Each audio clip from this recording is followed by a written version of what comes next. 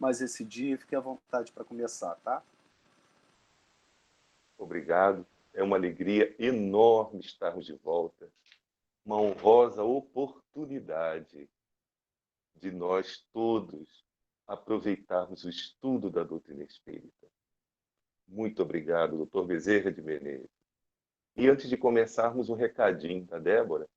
Ela está pedindo para que aqueles que estejam assistindo, nos assistindo e ouvindo pelo celular, coloquem-no na horizontal, para que possam acompanhar conosco os slides da nossa benfeitora Joana de Ângeles.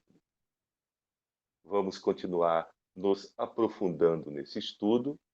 Seja feliz hoje com a proposta da benfeitora Joana de Ângeles, sempre lembrando, nós não somos psicólogos, somos estudiosos da doutrina espírita.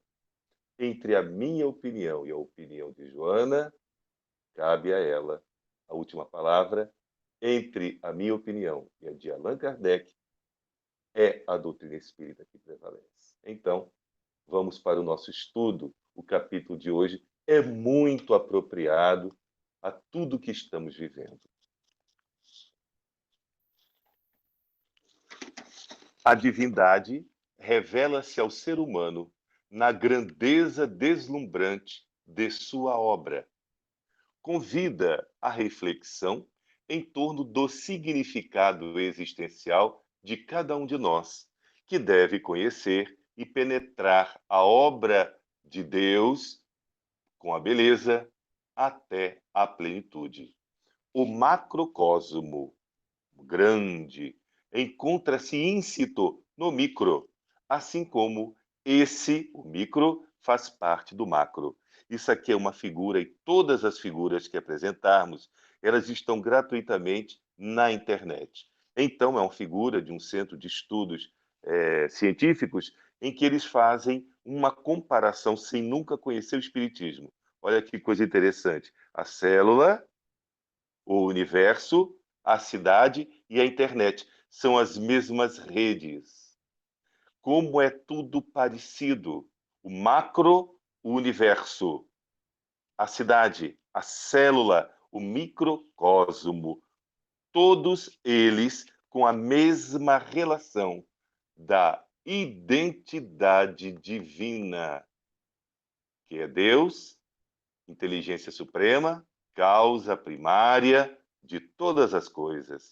Então, universo, célula, cidade, internet, universo, cidade, internet, célula, do macro para o microcosmo. Como tudo se interliga. Em tudo está presente a magnificência do Criador, aguardando o nosso entendimento e a nossa aceitação profunda. Não é qualquer entendimento, não é qualquer aceitação cega, é a que raciocina, a que resgata, a que faz com que a nossa fé ame e o nosso coração também.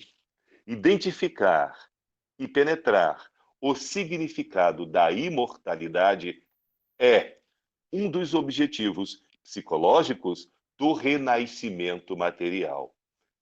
Então, colocando de uma forma indireta o ensinamento da benfeitora Joana de Ângeles, no renascimento material, porque somos seres imortais, vivemos uma experiência na Terra, sem perdermos a nossa identidade imortal, que somos espíritos reencarnados numa experiência material, em cuja conquista devemos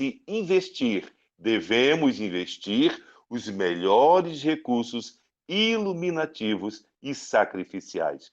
Por que psicológico? Iluminativos e sacrificiais. Aqui está o comportamento consciente do ser imortal no corpo diante do entender e de aceitar Deus. Saulo de Tarso foi por Jesus visitado. Saulo necessitava de algo retumbante, sem sofisma ou dúvida. Ele vivia atormentado sob o jugo da lei antiga. Ele se preparava para ser o substituto de Gamaliel no Sinédrio, o homem mais importante da lei judaica. Ante a grandeza da ocorrência, soube responder ao chamado extraordinário e tornou-se arauto tempos, ao ponto de submeter-se em júbilo ao holocausto da própria vida, fiel ao dever espontaneamente assumido. E aqui uma estátua magnífica na Basílica de São Pedro, de Paulo. Antes Saulo, agora Paulo, por escolha própria. No livro Paulo e Estevão, Emmanuel faz excelentes revelações. Uma delas é que, espontaneamente, ele compreende a sua missão depois do encontro com Jesus naquela célebre porta de Damasco, a entrada da cidade de Damasco. Em pleno meio-dia, 2 sóis. O sol que se aproxima e que o derruba do camelo. O Cristo. Senhor, que queres? Primeiro ele pergunta, quem é? E Jesus pergunta a ele, Saulo, Saulo, por que me persegues? E ele responde, quem sois? Sou Jesus.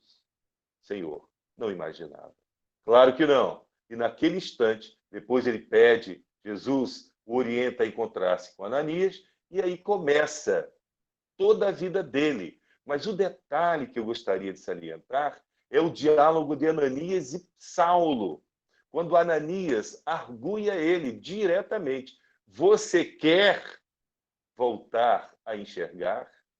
Você quer enxergar a realidade como ela é? O que você quer? Eu quero encontrar-me com Cristo. E aí, espontaneamente, ele começa toda a sua vida a partir daquele instante. Entretanto, pequenos incidentes despertam a mudança de conduta e a descoberta de um novo foco para podermos conquistar o quê? Os valores atribuídos às coisas cedem lugar aos dessignificados que transformam a existência. Então, mesmo imortais, mesmo no corpo físico, mesmo conscientes de que somos seres imortais de uma religião como a doutrina espírita, precisamos descobrir o nosso significado de vida através de um foco de mudança de conduta. Vale lembrar, o Evangelho segundo o Espiritismo, capítulo Ser e Perfeito. Reconhece-se o verdadeiro espírita pela sua transformação moral e pelos esforços que faz para modificar as suas más inclinações ou condutas. E eleva a criatura humana ao ponto mais alto da glória espiritual. Qual é? Mediante a conquista da harmonia interna. Então, nos tornamos lúcidos, conscientes de que somos espíritos imortais numa experiência material passageira, portanto, nós presistimos ao berço, sobreviveremos ao túmulo e continuaremos com a nossa identidade espiritual, o nosso eu.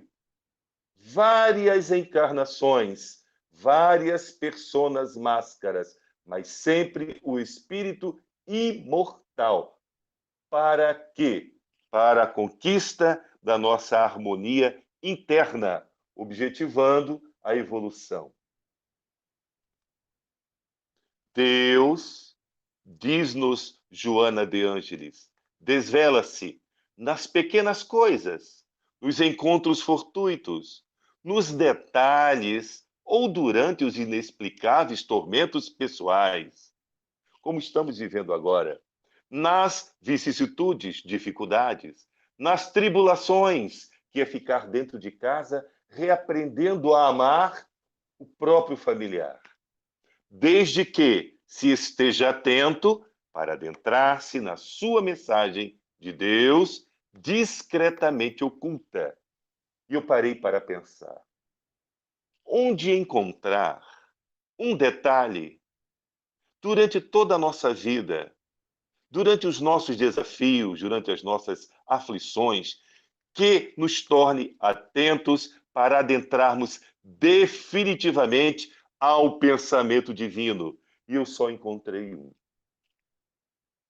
imortalidade da alma. Nos caracteriza. A doutrina espírita é o cristianismo redivivo. E o Chico tinha uma prodigalidade, uma alegria cristã. O Espiritismo traz Jesus de novo ao braço do povo. Então, imortalidade da alma. Sabermos que podemos conversar com os nossos amigos espirituais. A mesa mediúnica, o fato mediúnico, a consciência de que somos amparados e estamos cercados, como dizia Paulo, por uma nuvem de testemunhos e testemunhas espirituais. Fui buscar, na minha opinião, este quadro ímpar, que sempre que eu olho, me enternece e me choca até hoje. Imortalidade da alma. E Jesus disse a Tomé: coloca o teu dedo aqui. Vê as minhas mãos, estende, pois, a tua e coloca aqui. Para de duvidar e creia.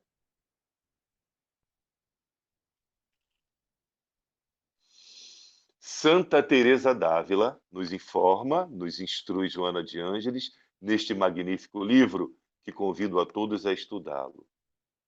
Santa Teresa d'Ávila, enferma por mais de 20 anos, desenganada mais de uma vez e tida como morta, recuperava a saúde, retornava às atividades com a mesma desenvoltura a cada doloroso processo de depuração.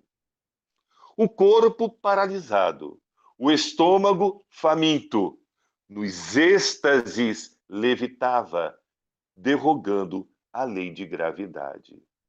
E aqui, uma homenagem de uma busca que fiz a respeito dela, que eu recomendo estudarmos.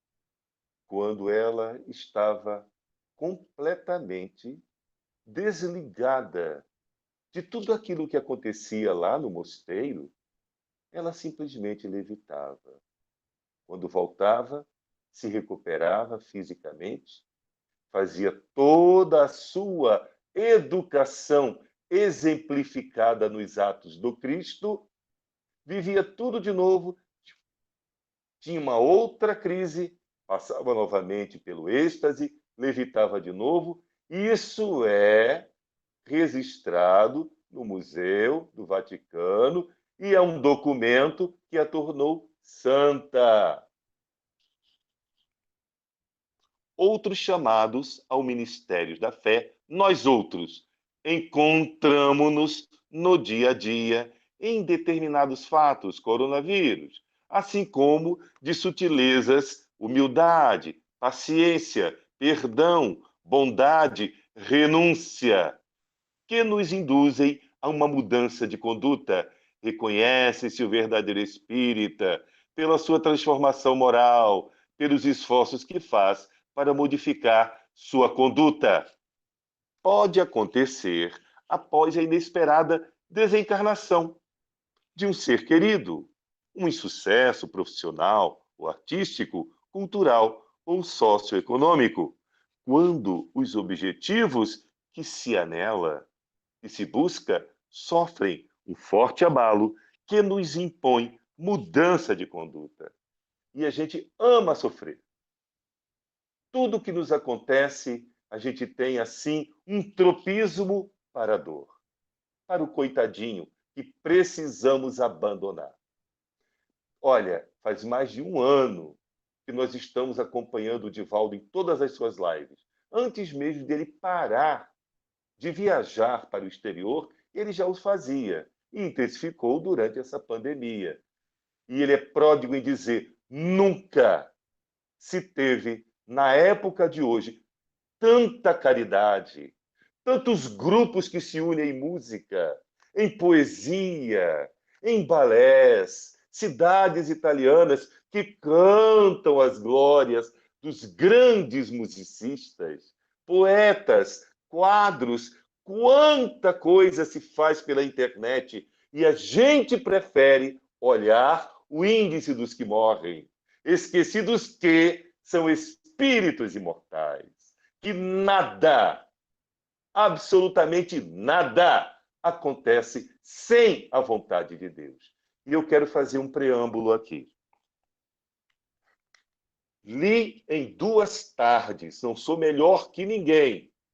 Por favor, peço a todos os meus irmãos do nosso Regeneração, leiam, estudem, para que a gente possa entender o tamanho do amor do plano espiritual. Todo o planeta, toda a espiritualidade, ao mesmo tempo, desce à Terra para mostrar ao homem religioso, não religioso, ao lado de todos os cientistas, de todas as mãos que estão no anonimato da primeira leva, dos primeiros irmãos, dos enfermeiros que estão dando as mãos a quem desencarna agora, os espíritos do Senhor. Todos, em toda a humanidade, estão secundados, amparados pelo plano espiritual, no rumo do mundo de regeneração. E aqui está a prece e a mensagem de Ismael, e ele diz uma coisa importante: ninguém está a sós. Deus não perde tempo, nunca nos abandona. Continuemos. Nunca maldigas as funestas ocorrências. Claro que uma pandemia é uma funesta ocorrência. Claro que um tsunami que matou 250 mil pessoas no Japão é uma funesta ocorrência. Mas vejamos o exemplo deles. 3 meses depois, 1 ano depois, é como se nada tivesse acontecido. O trabalho, a vontade, o respeito à vida, aqueles que desencarnaram e, principalmente, a alegria de viver, recomeçando sempre. Nunca maldigas as funestas ocorrências, nem os graves dissabores, porque eles existem, que nos conduzem a significados psicológicos relevantes. Se somente se uma figura matemática soubermos descobri-los.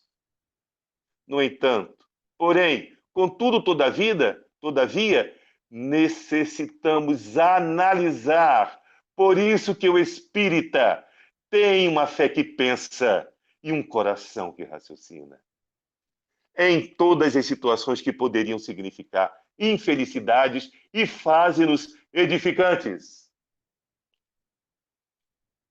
Eu escolhi este homem. E quem conviveu com ele? O grande gigante deitado. Ele não tinha nenhuma doença aos 18 anos, aos 19. De repente, aquele rapaz atlético começa a ter uma doença em que todos os seus ossos vão ficando cada vez mais endurecidos e ele vai perdendo o movimento dos membros, braço e perna, até que só lhe sobra o movimento do pescoço, do bater os olhos, do ouvir e do falar. Este homem, deitado nesta cama, fundou casas espíritas, fundou a assistência espírita no norte de Minas Gerais, no sul do Rio de Janeiro. Ele viajou por mais de 12 estados brasileiros numa Kombi, deitado numa cama, pregando o espiritismo, Leiam e estudem a obra dele. Eu não conheci. Talvez alguns irmãos do Regeneração, com um pouco mais de idade do que eu tenho apenas 63 anos de vida, então tenho certeza que houveram, e alguns até conhecem pessoalmente, ou conheceram, porque ele já desencarnou, o nosso querido Jerônimo Mendonça. Digita na internet. Prefiramos as coisas boas, em vez de ele ficar em casa resmungando, foi pregar o Espiritismo e viver o Espiritismo conforme Jesus nos ensina. Deus supervisiona sem cessar a criação que é dele, exterioriza-se através dela, buscando-nos, o ser humano, a fim de nos retirar das nossas prediletas distrações para o enfrentamento da realidade mortal. Nós somos feitores do ontem, herdamos o nosso passado. Precisamos construir o futuro hoje. A tua existência nossa necessita de estímulos além do corpo físico, da realidade material da Terra, transcendente, para alcançar a meta que é a harmonia e a perfeição, evoluindo sempre, que nos aguarda. Os valores do mundo têm o seu significado que nós atribuímos. E eu escolhi esse rapaz. Esse rapaz nasceu apenas com o tronco e a cabeça. Ele não tem braço, não tem mão, lógico. Não tem perna, não tem pés, lógico. No entanto, é pai de 3 crianças. Ele já visitou o Brasil mais de 5 vezes. Ele já fez palestras em mais de 35 países no mundo. Ele fala em rede de Facebook, ele fala em todas as redes sociais e tem mais de 15 milhões de seguidores no mundo. Por favor, Nick Vujicic, vejam o que ele diz. Quando ele nasceu, o médico chamou os pais dele em particular e disse: "Isso é um monstro. Para que deixar esse monstro viver?" E o pai disse: "Se Deus tem um plano para meu filho, ele há de se revelar no meu próprio filho." E quando ele começou a entender, nunca se revoltou contra o seu problema, que para outros estaria em casa. Ele disse: "Eu quero que saibam que eu achei meu caminho, minha força em Jesus Cristo." Leiam e estudem sobre Nick Vujicic. N-I-C-K. Basta isso. Os valores do mundo servem de instrumentos para tornar a nossa caminhada carnal mais amenas e encantadora, sempre passíveis de mudança, de mãos e de desapego. Desapego? Eu, espírita, preciso desapegar? Sim, do meu próprio cabelo. Até hoje eu não entendo como que eu tinha tanto cabelo aos 17 anos e hoje eu fico catando cabelo na cabeça.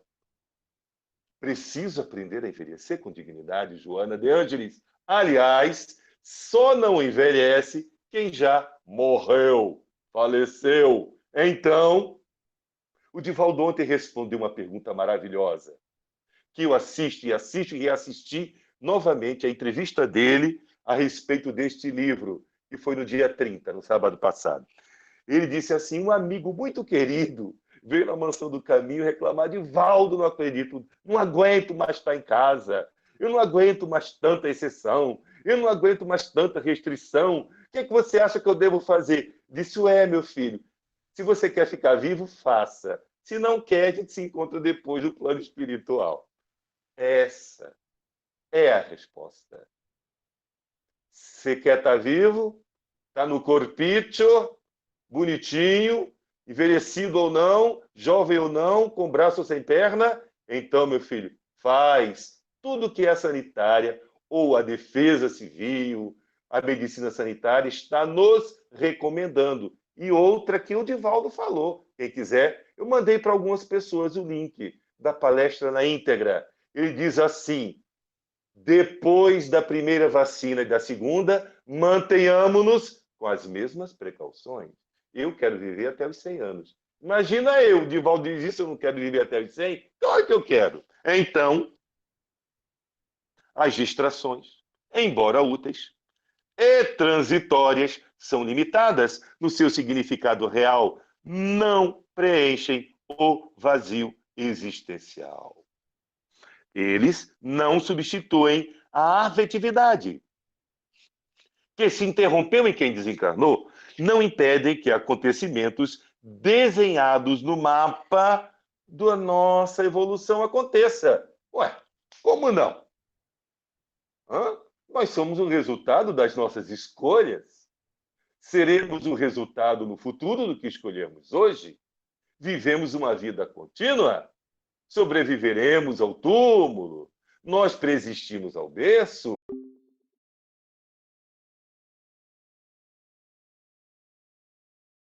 Alguém fotografou a lua no jogo aqui no Brasil. O outro mostrou a criança brincando, os pássaros, os nossos pássaros, os tucanos, as plantas, as nuvens, a água, a esperança da vida.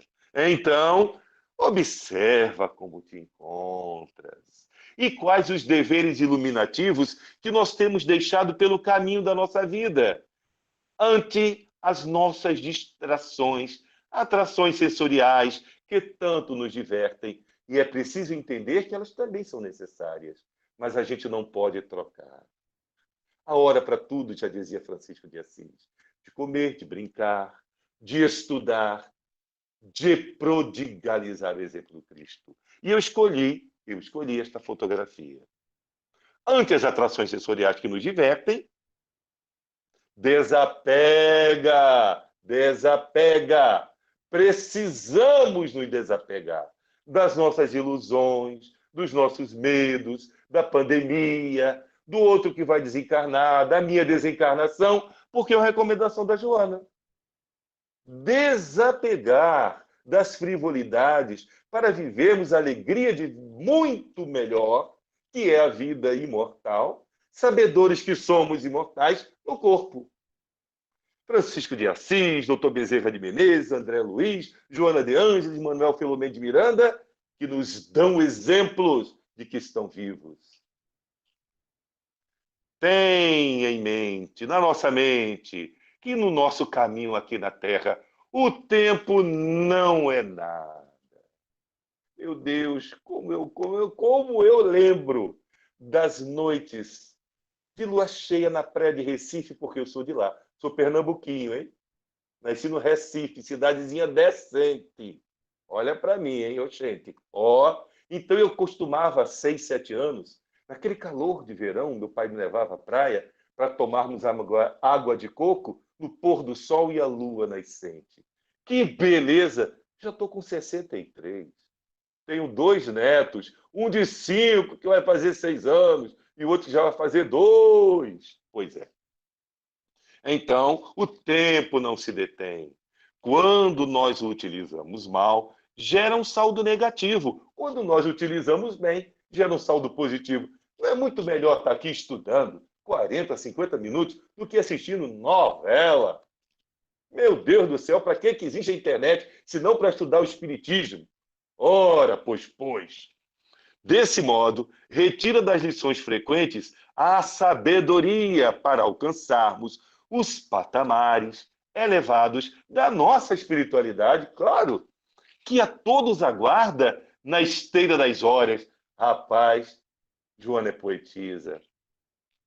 E eu também escolhi esta fotografia e este carinha aqui. Olha, quem é do meu tempo de assistir Dom Quixote vai lembrar da Iena Hard. Ó céus, ó vida, ó dor. Pois é, nunca te suponhas sem chance de progredir. Apega-te ou desapega-te da preguiça mental e dos lamentos morais. Pois é, Iena Hard.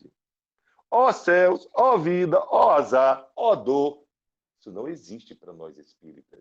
Ou precisa não mais existir. Então, Precisamos desapegar da preguiça, abrir um bom livro, escutar uma boa música, abrirmos-nos para a vida. Somente quando se está desperto, lúcido, sob o estímulo das emoções boas, é que se pode identificar o chamado de Deus. Joana de Ângeles diz que é preciso que a gente abra a janela do coração para que a luz entre. André Luiz, Manuel Filomeno de Miranda, Bezerra de Menezes, todos dizem isso. Renova-te. Sempre caminharás com segurança no rumo da tua plenitude, que é a nossa realização interior, que nos induz ao amor. Que tipo de amor? Ao amor crítico. Aquele amor que resgata, que perdoa, que compreende, que sabe que a dor da desencarnação existe, mas que sei que aquela criatura está viva. Sempre estará, amparada pelos seus mentores, pelos nossos mentores. E nós, então, no exercício de renúncia e desapego, entregamos a Deus o que é dele. Alguém que partiu, que desencarnou. Alguém que nos abandonou, que nos traiu, simplesmente deixou de se comunicar com a gente. A gente ora, entrega a Deus, dizendo, Senhor, está em tuas mãos. Renova-te sempre e caminharás com segurança no rumo da tua plenitude, que é o que nos induz ao amor espiritual. Renovação é vida. E mudança de conduta, compromisso do espírita, para melhor, é impositivo do processo de evolução. Não existe outro caminho senão a evolução. Perguntaram a Mahatma Gandhi qual é o caminho da paz. E ele respondeu na ONU, não existe caminho para a paz. A paz é o caminho. Aí, no movimento Você e a Paz do Divaldo, perguntaram ao Divaldo, Divaldo, qual é o caminho para a paz? E ele disse, Mahatma Gandhi falou, mas a nossa benfeitora espiritual, Joana de Ângeles, acrescenta que não existe caminho para o amor, porque o amor leva a paz. O amor é o caminho que leva a paz. Que amor é este? Crístico. Renovação é vida.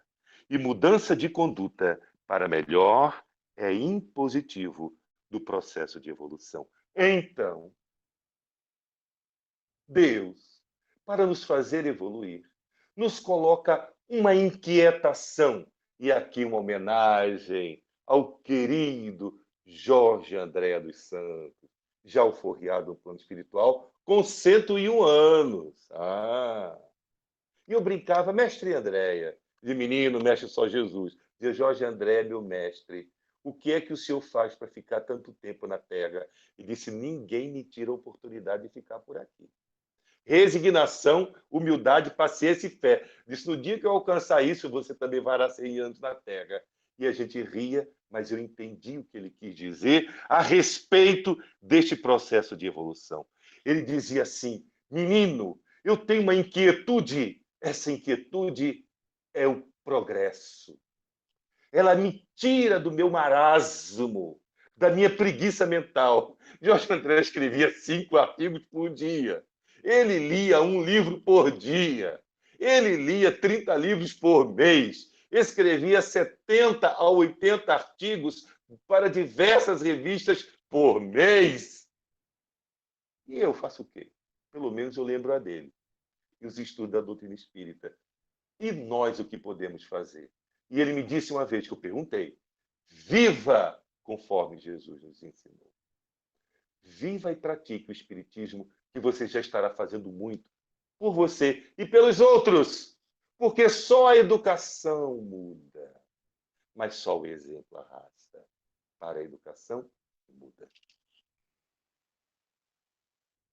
Meu Deus, Joana recomendou isso para a gente mudar o palavreado. Cuida do vocabulário chulo, das acusações insensatas. contra os teus irmãos. Isso vale para político, para jogador de futebol que fez gol aos 47 minutos no meu Botafogo. Isso vale para todo mundo. Cuida do vocabulário chulo, das acusações insensatas contra os teus irmãos e ser fiel à mudança de conduta para melhor. Qual é o nosso parâmetro? Jesus. Porquanto serás chamado a prestar conta dos teus arroubos de cólera, de intolerância, de insensatez, de revolta por estar em casa por um ano,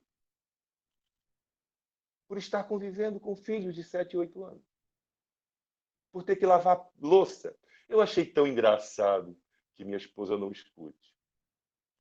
É que um paciente dela foi se queixar que a esposa fez ele parar de reclamar lavando louça. No instante ele parou de reclamar. Isso aqui é a esposa dizendo que eu não estava autorizado a revelar isso. Mas olha, eu digo para você, eu lavo louça aqui em casa porque eu sei quem manda. Então, e me faz um bem, me estimula a bondade, a compaixão, a paciência. E quanto mais eu reclamo e mais lavo louça, mais a água me lava. Lava a minha alma, a minha conformação. E daqui a pouco eu começo a lembrar que Satya Sai Baba, na Índia, que nunca ouviu falar de espiritismo, dizia que a água é um presente de Deus. Aí eu começo a pensar na água, começo a pensar nas calotas polares, no mar, que eu tanto amo, na cachoeira, e aquilo vai me renovando, sabe? Aí eu vou lavando, quando eu vejo, ai, Débora, acabou, não tem nem mais um copinho aí, não? Ela, não, acabou. Porque elas é quem mandam. Então, estamos convidados para construir uma sociedade digna. Fica atento ao chamado de Deus, porque nós seremos chamados a prestar conta de tudo. Cólera, intolerância, revolta da pandemia, reclamação contra político, da nossa insensatez. Então, fica atento ao chamado de Deus. Lembremos-nos de que todos são reflexos de nós mesmos. E nós somos um reflexo dos outros, a menos que mudemos as nossas condutas. As boas novas de Jesus são lições de vigorosa atualidade para a incessante renovação moral. E esta foto foi materializada por Satya Sai Baba na década de 80. E eu vou contar rapidamente, porque basta você digitar assim: foto materializada ou foto por Sai Baba de Jesus, e você vai ver duas amigas britânicas estavam visitando no domingo de Páscoa Sai Baba. Já tinham tentado na quarta, na quinta, na sexta, no sábado, no domingo de Páscoa. Ele chega para elas, muita gente, e elas apresentam uma foto de Jesus, que distribui-se no Vaticano, do Jesus ressuscitado. Ele olha para ela mentalmente, a gente pensa que ele está conversando com palavras, dito inúmeras vezes por todos que conviveram com ele no ashram, e ele está conversando mentalmente com você e você pensa que ele está falando com as suas palavras, no seu idioma, e ele perguntou para ela: você quer mesmo ver o rosto de Jesus ressuscitado? Aquele que ficou 40 dias e 40 noites aqui na Terra? Sim, então tá bem. Me dê a foto. Ela pega a foto, mostra, ele passa a mão em cima, o papel fica em branco, quando ele volta, está esta foto. Elas choram, ele diz: passe para frente.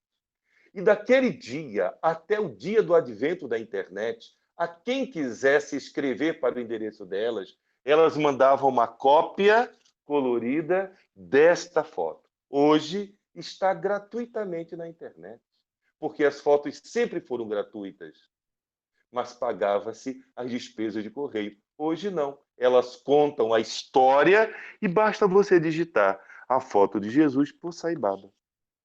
E você vai ver o fato. Acabamos.